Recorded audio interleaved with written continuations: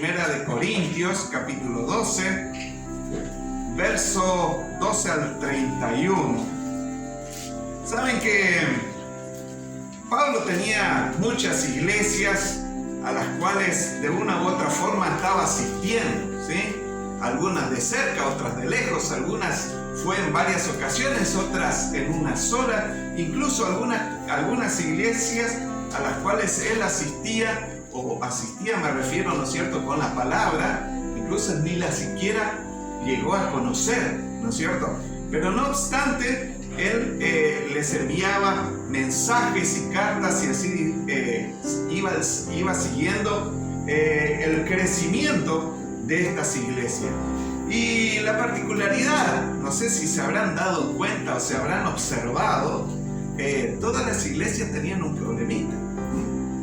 Y es la realidad, no existe la iglesia perfecta, ¿no es cierto? Todas las iglesias tienen algún que otro problema, ¿no es cierto? Lo importante es de que como iglesia se solucionen esos problemas, se trabaje sobre esos problemas, ¿no es cierto? Y se dé solución, porque evidentemente la iglesia de Cristo es justamente, como dice acá la lectura, el cuerpo de Cristo sobre esta tierra. Y por ende, ¿no es cierto?, el diablo siempre va a buscar atacar a las iglesias.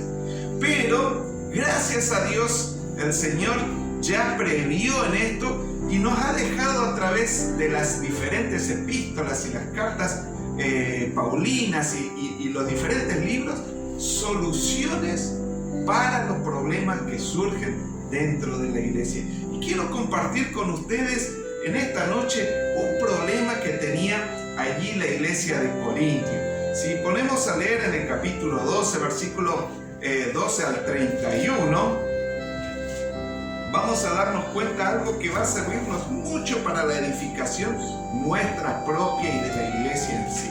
Primera de Corintios capítulo 12, verso 12 al 31, dice así: porque así como el cuerpo es uno y tiene muchos miembros, pero todos los miembros del cuerpo, siendo muchos, son un solo cuerpo, así también Cristo, dice la palabra. Porque por un solo espíritu fuimos todos bautizados en un cuerpo, sean judíos o griegos, sean esclavos o libres, y a todos se nos dio a beber del mismo espíritu. Además, el cuerpo no es un solo miembro, sino muchos miembros, ¿no? Si dijere al pie, ¿por qué no soy mano? No soy del cuerpo, por eso no será del cuerpo, pregunta Pablo. Y si dijere la oreja, porque no soy ojo, no soy del cuerpo, por eso no será del cuerpo, se pregunta. Si todo el cuerpo fuese ojo, ¿dónde estaría el oído? Si todo fuese oído, ¿dónde estaría el olfato? Mas ahora Dios ha colocado los miembros, cada uno de ellos, en el cuerpo como Él quiso. Porque si todos fueran un solo miembro, ¿dónde estaría el cuerpo? Pero ahora somos muchos los miembros, pero el cuerpo es uno solo. Ni el ojo puede decir a la mano, no te necesito, ni tampoco la cabeza a los pies, no tengo necesidad de vosotros. Antes bien, los miembros del cuerpo que parecen más débiles son los más necesarios, y aquellos del cuerpo que nos parecen menos dignos, a estos vestimos más dignamente, y a los que nosotros son menos decorosos se tratan con más decoro. Porque los que nosotros son más decorosos no tienen necesidad, pero Dios ordenó al cuerpo, dando más abundante honor al que le faltaba, para que no haya desavenencias en el cuerpo, sino que los miembros todos se preocupen los unos por los otros, de manera que si un miembro padece, todos los miembros se duelen con él, y si un miembro recibe honra, todos los miembros con él se gozan. Vosotros pues sois el cuerpo de Cristo y miembros cada uno en particular. Y a uno puso Dios en la iglesia, primeramente apóstoles, luego profetas, los terceros maestros, luego los que hacen milagros, después los que sanan, los que ayudan, los que administran, los que tienen don de lenguas. ¿Son todos apóstoles? ¿Son todos profetas? ¿Todos maestros? ¿Hacen todos milagros? ¿Tienen todos dones de sanidad? ¿Hablan todos lenguas? ¿Interpretan todos? Y termina diciendo: procurad pues los dones mejores, mas yo os muestro un camino aún más excelente. Es maravilloso, ¿no es cierto?, que Pablo ejemplifica con un ejemplo muy sencillo el funcionar de una iglesia, a través de un cuerpo. ¿Quién no conoce las funciones de un cuerpo, del cuerpo humano, no? Todos tenemos un cuerpo del cual conocemos ligeramente cómo funciona, ¿no? Y es así que Pablo trasladó este ejemplo del cuerpo al funcionar de una iglesia. Y esto es maravilloso porque nos da una premisa exacta de cómo realmente funciona cada iglesia o cómo podría funcionar de la mejor manera. Y evidentemente cada iglesia está compuesta por muchas personas con una variedad infinita de trasfondo, con diferentes dones, con diferentes líneas de pensamientos, con diferentes problemas, con diferentes formas de encarar cada situación, ¿no es cierto? Cada persona es un mundo aparte, ¿no es cierto? Al igual que en el cuerpo, no vemos prácticamente dos órganos iguales. En la iglesia también hay personas con diferentes capacidades y con diferentes dones, ¿no es cierto? Y también al haber tanta diversidad y variedad de dones, interpretaciones y formas y líneas de pensamiento, también puede suceder que hayan entre ellas diversas cuestiones que causen divisiones, ¿no es cierto?, dentro de un mismo cuerpo, ¿no? Y eso pasa a veces cuando, por ejemplo, un hermano con el otro por ahí no llega a un acuerdo, ¿no es cierto?, o no se entiende, ¿no es cierto? Pero lo precioso de esto es que Pablo dice, ¿cómo entonces haría si dos órganos de un cuerpo no se entienden? ¿Cómo harían para llevarse bien dentro del cuerpo? Aunque sean diferentes, tienen que buscar una forma de llevarse bien, ¿no es cierto? Y a pesar de esas diferencias, todos los creyentes tenemos algo en común. ¿Y qué es esto? Esto es la fe en Cristo. La iglesia debe encontrar una unidad en esta verdad esencial que es la fe en Cristo. Todo esto, esta diversidad de pensamiento, de forma de ser y de forma de actuar de cada hermano debe conjugarse en una sola fe que es en Cristo Jesús. Y esto debe unirnos. Y pensaba yo, ¿no es cierto? Fíjense qué maravilloso, nosotros tenemos un cuerpo con diferentes órganos situados en diferentes lugares. ¿Y por qué están unidos? Por la piel. Es el órgano más importante y más grande que tiene el cuerpo humano y es la piel. Y esto mantiene todo unido en un solo cuerpo, ¿no es cierto? Y saben que justamente es la piel la que lleva la parte más difícil, la parte más dura de la vida cotidiana, porque es la que está expuesta, la que recibe los golpes, la que se lastima con mayor facilidad. Y sin embargo, es la fe en Cristo la que nos mantiene unidos como hermanos. Y es justamente esa fe la que debe sobrevivir sobre todos los problemas y los ataques que pueda llegar a tener una iglesia. Y esto es importante que nosotros tengamos en cuenta. Todos nosotros como creyentes hemos sido bautizados por un mismo Espíritu, un Espíritu Santo, que nos fue dado a través de Jesucristo cuando salió de este mundo y se fue y envió a este Consolador, a este Espíritu, para que nos guíe y nos lleve por su buen camino, ¿no es cierto?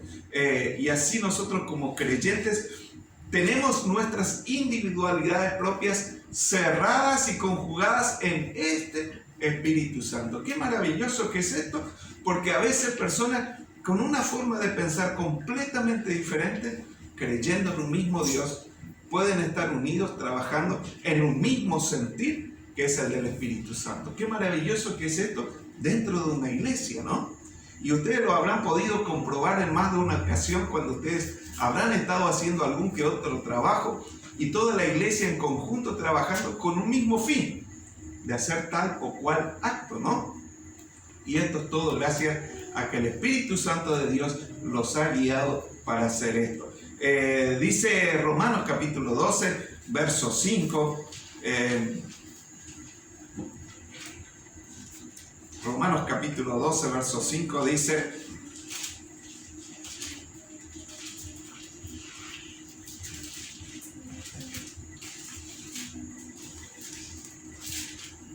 así nosotros, siendo muchos, somos un cuerpo en Cristo y todos miembros los unos de los otros. Esta unidad provee, ¿no es cierto?, el Espíritu de Cristo. Somos muchos miembros, pero todos los miembros estamos unidos en un solo cuerpo. Tampoco podemos cumplir también como personas, como hermanos, ¿no es cierto?, dentro de la iglesia, una misma función. Al igual que dentro del cuerpo hay diferentes órganos que cumplen diferentes funciones, también en la iglesia hay muchas personas que cumplen diferentes funciones, ¿no es cierto?, dentro del cuerpo de Cristo. Y cada uno está destinado a cumplir su propia función dentro del cuerpo de Cristo. Hemos sido llamados a cumplir determinadas obras dentro del cuerpo de Cristo. Y esto es precioso porque el Señor provee a cada iglesia, a cada cuerpo, a cada grupo de hermanos, todo lo necesario para crecer. Se han dado cuenta de que el Señor es el que provee de todas estas cosas. Y esto es maravilloso porque quiere decir que el Señor en esta cuestión no nos deja solos. Es importante tener en cuenta eso. Es importante que tengamos hermanos que ministren, hermanos que abran la puerta, hermanos que limpien, hermanos que reciban a la gente, hermanos que se dediquen a la música. He visto maravillosamente, me encantó, niños jóvenes, ¿no es cierto?, en la música, ¿no es cierto? Qué precioso que es esto. Esto es un don de Dios, y es proveído por Dios. Muchas veces nosotros decimos, bueno, yo quiero hacer tal cosa, ¿no es cierto? Y es realmente nuestro querer, nuestra voluntad. Todos hemos sido movidos por el Señor a hacer tal cosa. Dentro del próximo domingo, dentro de una semana, vamos a recibir en nuestra iglesia allí en Oberá una hermana que es de Entre Ríos, que ha sido llamada a trabajar en las misiones transculturales allí se me fue el país. Justamente los lugares allí donde más está el tema del Islam. Los musulmanes, ahí está. Así que una hermana jovencita, 24, 25 años, fue llamada a trabajar dentro de los musulmanes. ¿Y quién fue? ¿Quién fue que le llamó? El Señor. Y esto es precioso, ¿no es cierto? Porque hemos sido cada uno llamados por el Señor a obrar y trabajar con una función específica dentro de ese cuerpo de Cristo. Y saben que nadie debe sentirse en ese aspecto superior o inferior a otro según la función o el don que cumple dentro de la iglesia. Y eso es muy importante tener en cuenta. A veces justamente el que le toca limpiar a la iglesia piensa que no es tan importante como aquel que está ministrando la palabra. Y esto es una falsedad, porque todos son importantes dentro del cuerpo de Cristo y dentro de su función. Les voy a contar un ejemplo, una historia que sucedió hace muchos años atrás. Resulta que había un músico muy importante, muy famoso, ¿no es cierto? Estoy hablando de la época cuando todavía no existía la electricidad, ¿sí? Y como ustedes saben, en esa época los órganos funcionaban con fuelles, ¿sí? Y tenían unas flautas enormes de bronce por donde salía el sonido, ¿no es cierto? Y el organista tocaba allí las teclas, pero necesitaba de otra persona que esté activando los fuelles, porque estos fuelles daban aire para que este órgano funcione. Es así que fue invitado a una ciudad allí, un músico muy importante, y este músico vino a tocar el órgano en ese lugar. Y para eso contrataron a un muchacho con mucha fuerza para que trabaje con los fuelles, ¿sí? Y el muchacho, mientras que este músico estaba tocando, este músico debía tocar por 2 noches, ¿no es cierto? La función era por 2 noches. Estaba tocando y el muchacho estaba allí con los fuelles trabajando toda la noche hasta que el recital concluyó. Una vez que concluyó, todo el mundo se levantó y aplaudía de pie a este músico que ejecutó con tanta maravilla, con tan buen arte, ¿no es cierto?, este instrumento. Y el músico, por supuesto, se puso de pie, todo agrandado, ¿no es cierto?, como decimos nosotros acá, a recibir los aplausos del público. En eso sintió que alguien le estiraba acá del costado del saco, y había un muchachito allí abajo, decía, qué bien que tocamos hoy, dijo el muchachito allí abajo. Y el músico, un poco enojado, decía, ¿cómo que bien tocamos? Yo fui el que tocó, Yo fui el que tocó. Bueno, está bien, dijo él, no dijo nada, se quedó quieto. A la noche siguiente siguió el concierto y cuando empezó a tocar, empezó a faltar aire, en los fuelles empezó a faltar aire en esos tubulares del órgano y el órgano empezó a sonar bastante extraño, ¿no? Y el músico empezó a exigirle al muchacho del fuelle y dice, dale más viento, dale más aire, que necesito más aire porque está saliendo mal. Y dice, necesitamos más aire, dijo el muchacho del fuelle allá abajo. Y ahí el músico se dio cuenta, sí, necesitamos más aire. Ah, bueno, perfecto, listo. Entonces le dio más aire y el músico pudo seguir ejecutando su instrumento como correspondía. Concluido el recital, este músico que se había notado su gran error, ¿no es cierto?, llamó también ahí arriba al estrado donde él estaba a ese muchacho que la noche anterior había despreciado. Le dijo, vení, y le dijo, también merece los aplausos que me están dando porque fue parte de lo que he ejecutado. Y saben que, hermanos, esto se aplica también dentro de la iglesia hoy, ¿sí? O siempre, mejor dicho. Todos son parte de ese cuerpo de Cristo. Todos son sumamente necesarios dentro de ese cuerpo de Cristo. No solamente porque alguien puede tal vez expresarse mejor y predicar, no significa que sea más importante de que aquel que abre la puerta de la iglesia. Porque si no hay nadie quien abra la puerta de la iglesia, ¿cómo se puede entrar a esta iglesia? Por lo tanto, no debemos menospreciar ninguna función dentro de este cuerpo de Cristo. Y esto también debe alentar, ¿no es cierto?, a que todos buscamos cómo servir dentro de este cuerpo de Cristo. Debe alentarnos a buscar nuestro lugar también dentro de este cuerpo y poder servir al Señor en aquello que el Señor nos esté llamando. Y saben que voy a hacer también un breve paréntesis en este aspecto. Muchas veces he escuchado hermanos decir, pero yo no tengo ningún don. ¿Qué puedo hacer yo? Créanme que todos tienen un don. Todos, absolutamente todos tienen un don. Y saben que a veces esos dones son necesarios encontrarlos, buscarlos. Y hay que buscar dentro de nuestro corazón, dentro de nuestro ser, dentro de nuestra mente, en qué podemos servir al Señor, en qué podemos ayudar nosotros también dentro del cuerpo de Cristo. Y a veces ese don está simplemente en la oración, en simplemente orar. Y ustedes dirán, pero qué cosa tan sencilla, cualquiera puede orar. Y justamente ese es el secreto. En la oración está el poder. En la oración al Señor está el poder. Y todos deben orar. Aunque sea sencillo, todos deben orar. Porque en eso radica el poder del Señor. Y el Señor se manifiesta como a sus hijos. ¿De qué manera se manifiesta a sus hijos? A través de la palabra y a través de la oración. A través de la palabra y a través de la oración. No hay otra forma en que Dios no se manifieste a sus hijos, sino es a través de eso. Por ahí tal vez alguno esté esperando, ¿no es cierto?, un gran acontecimiento y que caiga de golpe un rayo y sean iluminados con una forma extraordinaria. Pero eso es muy difícil suceda y, hermanos, concentrémonos más que bien en lo que es la oración y la palabra del Señor.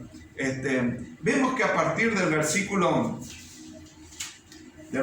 25 al 26 de 2 Corintios, allí Pablo está hablando, ¿no es cierto?, de la preocupación de un miembro por los otros, ¿no es cierto? Dice en el versículo 26, de manera que si un miembro padece, todos los miembros se duelen con él. Y si un miembro recibe honra, todos los miembros con él se gozan. Y saben que esto es muy importante dentro del cuerpo de Cristo, ¿no es cierto? Que nos mantengamos como cuerpo, como un cuerpo, ¿no es cierto? Y hay una situación que se da mucho a veces en las iglesias, es el de no importarse un poco por los demás. Si Dios me está bendiciendo, si yo estoy bien, ¿no es cierto?, dentro de la iglesia, si estoy bien con el Señor, el resto por ahí a veces no es tan importante.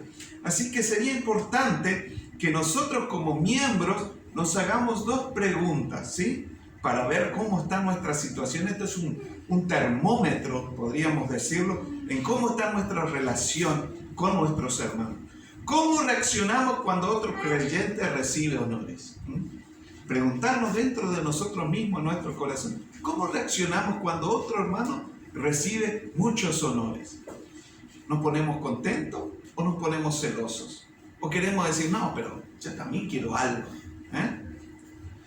La otra pregunta es, ¿cuál es nuestra respuesta cuando otra persona está sufriendo?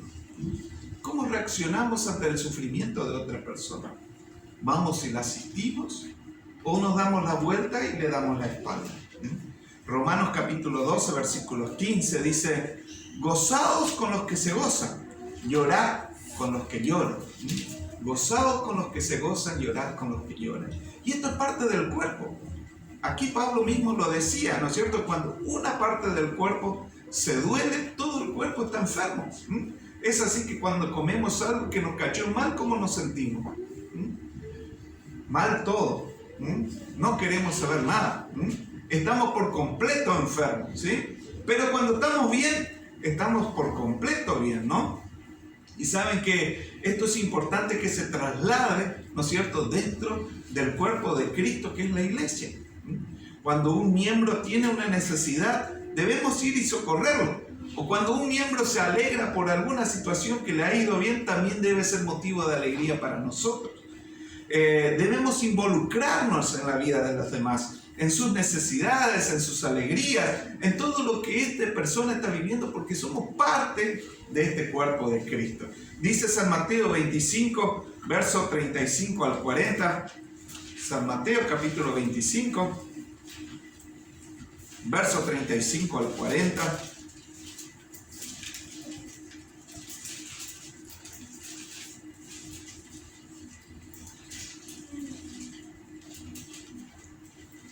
En realidad vamos a empezar del 34.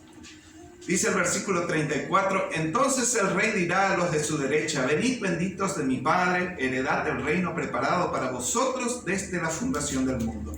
Porque tuve hambre y me disteis de comer, tuve sed y me disteis de beber, fui forastero y me recogisteis, estuve desnudo y me cubristeis, enfermo me visitasteis, en la cárcel y venisteis a mí. Entonces los justos le responderán diciendo, Señor, ¿cuándo te vimos hambriento y te sustentamos, o sediento y te dimos de beber? ¿Y cuándo te vimos forastero y te recogimos, o desnudo y te cubrimos? ¿O cuándo te vimos enfermo en la cárcel y vinimos a ti? Y respondiendo el rey les dirá, de cierto os digo, que en cuanto lo hicisteis a uno de estos mis hermanos más pequeños, a mí lo hicisteis. Y esto es una realidad, mis queridos hermanos. El Señor justamente busca que nosotros imitemos su postura cuando Él estuvo aquí en la tierra con los demás. Y si nosotros nos ponemos a mirar cómo actuaba Cristo ante la necesidad de los otros, Él siempre iba en busca de aquellos que eran los más necesitados, ¿o no? Incluso vemos que Él participó de fiestas. Hay un ejemplo allí de un casamiento donde ha faltado el vino y Jesús proveyó el vino que era necesario, ¿no? Entonces, Jesús era parte de ese pueblo, ¿sí? Y al igual hoy nos piden, ¿no es cierto?, de que nosotros seamos parte de ese cuerpo de Cristo, ¿no? A partir del versículo 31, el último versículo de esta carta aquí, de este capítulo, dice allí, procurad pues los dones mejores, mas yo os muestro un camino aún más excelente. Y saben, yo me puse a pensar, ¿cuáles son los mejores dones? ¿Cuáles creen ustedes que son los mejores dones para una iglesia? Y saben que los mejores dones son aquellos más útiles para el crecimiento de una iglesia. Aquellos que ayudan con más diligencia a que este cuerpo de Cristo se expanda y crezca. Pablo dejó bien en claro que no había ningún don que era mayor o superior a otros. Pero sí dijo que hay algunos que son más necesarios que otros.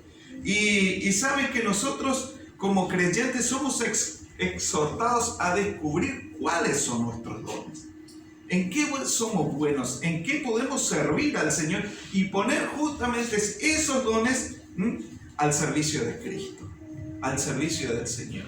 Y esto es lo que busca Pablo con esta carta, de tratar de que nosotros busquemos nuestro lugar dentro de ese cuerpo de Cristo y poner nuestro servicio, nuestro grano de arena al servicio de este cuerpo de Cristo, al servicio del crecimiento y de la expansión de este cuerpo de Cristo.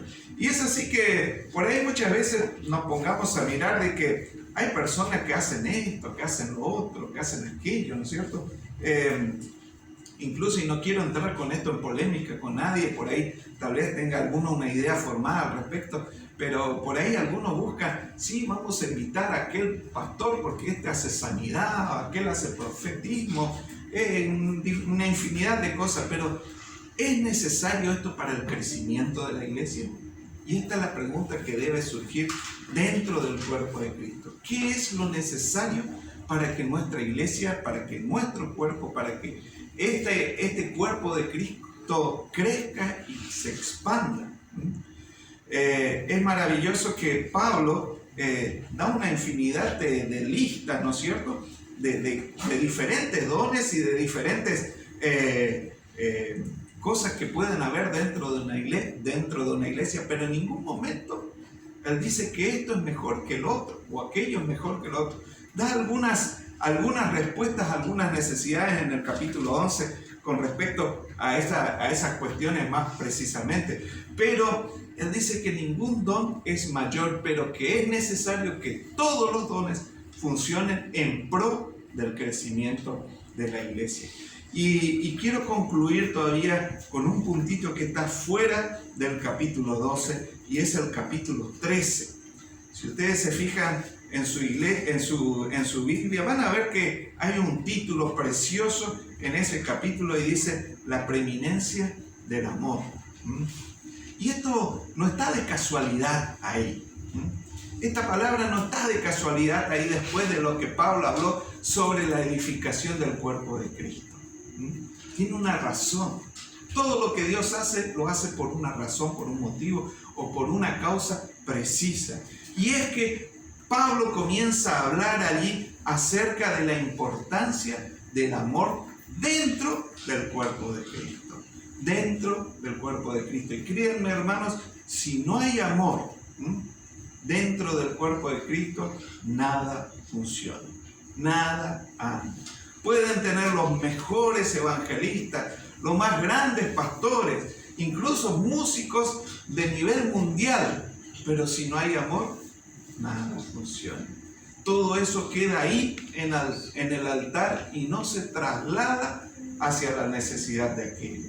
El amor es lo que todo lo cubre, todo lo perdona, todo lo guarda. Y da una infinidad de características del amor que hace justamente que el ministerio de la palabra de Dios llegue al corazón de aquel que lo necesita, de aquel que realmente está necesitado de la palabra de Dios. Y saben, mis queridos hermanos, Jesús fue un claro ejemplo de esto. Todo lo que hizo Cristo sobre esta tierra fue por amor.